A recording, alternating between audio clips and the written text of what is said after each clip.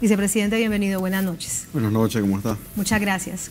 Usted ha llegado hace muy poquito de Irán, estuvo en la asunción del nuevo presidente, Ebrahim Raisi. ¿Cómo estuvo eso? ¿Usted se reunió con él? ¿De qué hablaron? ¿Cómo fue ese primer encuentro con el nuevo jefe de Estado de Irán? Bien, ahí se fue en una visita oficial desde el punto de vista de nuestro gobierno, con una misiva del presidente de la República y la comunicación que le refiriera al presidente de Irán. Debemos recalcar los lazos profundos de amistad que unen a Venezuela e Irán y dos componentes que podríamos referir, que son en este momento estructurales. Uno, la concepción antiimperialista. Eso, más allá que una consigna, es una doctrina, es una posición profundamente bolivariana en el caso nuestro y tiene que ver con la visión de negar la actitud de cualquier imperio, sea cual sea el imperio, que pretenda imponerse sobre el derecho a la autodeterminación de cada uno de nuestros pueblos. Adicionalmente, las medidas coercitivas que se han planteado en el caso de Estados Unidos en contra de Irán y en el contra de Venezuela dan cuenta precisamente de una plataforma común desde el punto de vista del desarrollo. Nosotros creemos, estamos firmemente convencidos que el derecho al desarrollo es parte de los derechos humanos. El derecho que tenemos los pueblos a enarbolar lo que queremos. No solamente se trata de resistir, no solamente se trata de la gallardía con que se enfrenta precisamente una agresión como la que ha enfrentado Venezuela por parte de Estados Unidos, sino que adicionalmente el derecho al desarrollo. Es por eso que la relación entre Irán y Venezuela, en este nuevo ímpetu que genera precisamente a partir de lo que va a significar el nuevo periodo del presidente de Irán, los planteamientos que ha hecho el presidente de la República, se van a fundamentar en procurar la independencia para la producción. Y la independencia para la producción se fundamenta en buena parte de la independencia tecnológica, de la ciencia y la tecnología vinculada a la producción. Es decir, que aquellos que pretendieron hacernos presos desde el punto de vista de la dependencia tecnológica, de la concepción colonialista, desde el punto de vista de nuestros países, bueno, vamos a tener la posibilidad de tener una amplia visión de desarrollo. ¿Hay diferencias en el gobierno que estuvo hasta hace unos días de Hassan Rouhani con el nuevo gobierno, o todo eso que usted nos dice, vicepresidente, se enmarca, digamos, en una política de Estado, una política pública de Estado de Irán, en este caso específico sobre Venezuela y sus relaciones? Sí, nosotros tenemos una política pública, una política integral desde el punto de vista de Estado, y debemos decir más, la relación de Venezuela, la relación geopolítica de nuestro país está enmarcada dentro del Plan de la Patria. Nosotros tenemos una visión que está en el cuarto objetivo del Plan de la Patria, donde se articula toda la geopolítica. En el caso de Venezuela es una geopolítica de paz, es una geopolítica de integración, pero adicionalmente de hermandad desde el punto de vista de nuestros países. Nosotros estamos cumpliendo 71 años de la relación entre Irán y Venezuela, pero esos 71 años tienen 22 años de un profundo dinamismo, y es a partir del comandante Chávez, es a partir del presidente Maduro, donde se genera toda la visión profunda de hermandad y solidaridad. Y un elemento que, insisto, no es circunstancial, tiene que ver con la concepción antiimperialista. Eso nos une como pueblos, nos une como países.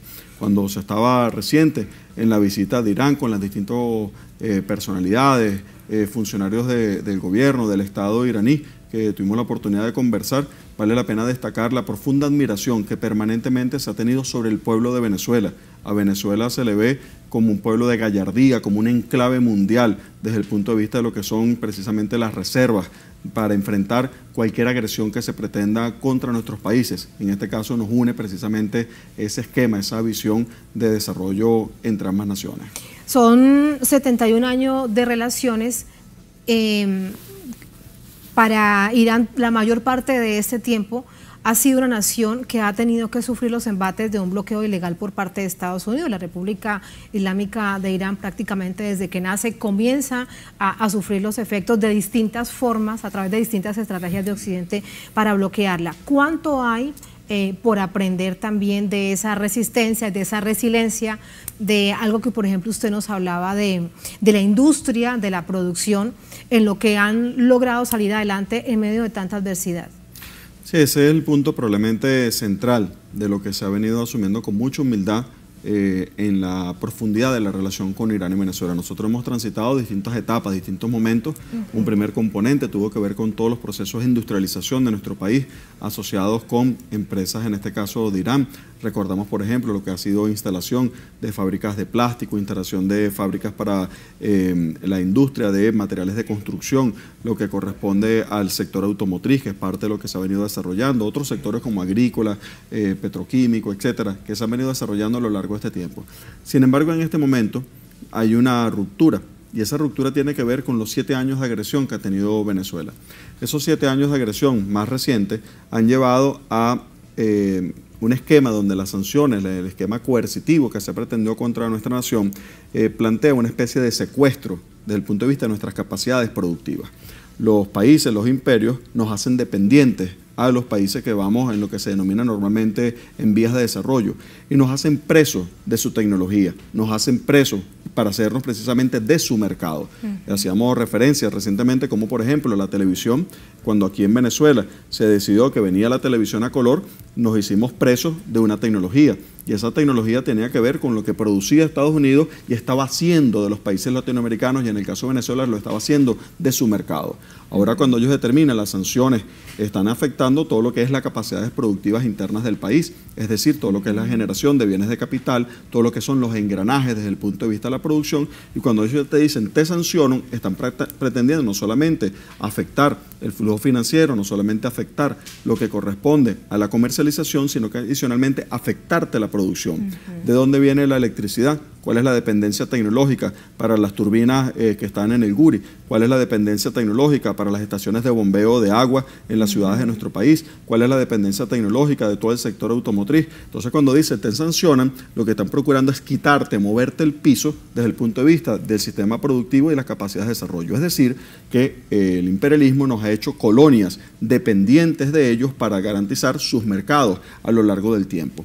Parte de lo que hemos aprendido profundamente en el caso de Irán son el elemento 1 de la capacidad de tener economía de mantenimiento. Economía de mantenimiento es la capacidad de reparar cosas, la capacidad de encontrarse un bien de servicio, un vehículo, cualquier elemento, y poder repararlo y volverlo a poner en capacidad operativa. ¿Qué significa eso para Venezuela? ¿Y eso lo han hecho ellos durante cuánto tiempo, vicepresidente? Bueno, ha sido todo el desarrollo, todo el desafío. Todo el tiempo que han estado bloqueados. Claro, que tú tienes ahí dos elementos que son importantes. Uno es no rendirse. Y eso en Venezuela sabe mucho de no rendirse. Sí. Pero el pueblo iraní dijo, no me rindo, y además desarrollo mis capacidades para sostenerme, capacidades de reparar embarcaciones desde el punto de vista naval, capacidades de reparar tractores, capacidades de reparar vehículos, etc. Nosotros ahí tenemos un cúmulo de aprendizaje que nos lleva también en nuestra propia ruta hacia la transición al socialismo. ¿Por qué? ¿Por qué nos la lleva? Porque nosotros en la construcción venezolana tenemos una cultura que tiene que ver con mucha dependencia y tiene que ver con el rentismo petrolero. Nosotros normalmente, históricamente, tuvimos grandes excedentes desde el punto de vista de ingresos y éramos capaces de cualquier cosa que se dañaba, cualquier cosa que se deterioraba, simplemente sustituirla por un bien nuevo. Bueno, estos 7 años, desde el punto de vista de bloqueo, de agresión financiera, han llevado a que buena parte de los factores productivos de nuestro país requieren una economía profunda del mantenimiento. Allí hay un aprendizaje emblemático en el caso de Irán. Pero adicionalmente a lo que se corresponde con la capacidad de reparar, hay el dominio, la necesidad del dominio de la ciencia y la tecnología para la producción. Es por eso que parte de la relación estratégica se ha asumido en cómo nosotros aprendemos de la economía del mantenimiento, de sus conceptos, de su doctrina, pero adicionalmente a liberar nuestras cadenas productivas precisamente a partir del dominio de la técnica, a partir del dominio del conocimiento, y que cada uno de los eslabones que están rotos y que nos hicieron dependientes adrede, nos hicieron dependientes, quiero insistir, para hacernos presos, para hacernos mercado. Bueno, nosotros ahora no vamos a ser simplemente un mercado, sino que vamos a tener la capacidad de producir lo que nos corresponde, y hay una relación desde el punto de vista estratégico de lo que concebimos en el caso de Irán. Uno de los elementos muy importantes, veníamos con la instrucción del presidente de la República y se planteó en el caso de Irán, es tener un plan de desarrollo de largo aliento, un plan de desarrollo de varios años. Nosotros vamos a enmarcar... Que incluye toda esa estrategia de ciencia y tecnología. Incluye los componentes vinculados, primero, a los grandes eslabones sobre los que se sustentan para enfrentar el bloqueo. Lo que corresponde a la logística, lo que corresponde a circuitos económicos y financieros, lo que corresponde a la ciencia y la tecnología, y por supuesto a las redes, como decíamos ahora, del mantenimiento. ¿Sobre qué esos que son componentes vertebrales y transversales se van a fundamentar? Bueno, está el desarrollo de una visión de complementariedad económica productiva. Aquellos que creen en las relaciones de dominación entre los países, de subyugar a un país sobre otro, probablemente no saben qué significa complementariedad económica productiva. Pues bien, vamos a ver la matriz productiva en el caso de Irán, la matriz productiva en el caso nuestro, y sobre eso nos articulamos. Pongo algunos ejemplos.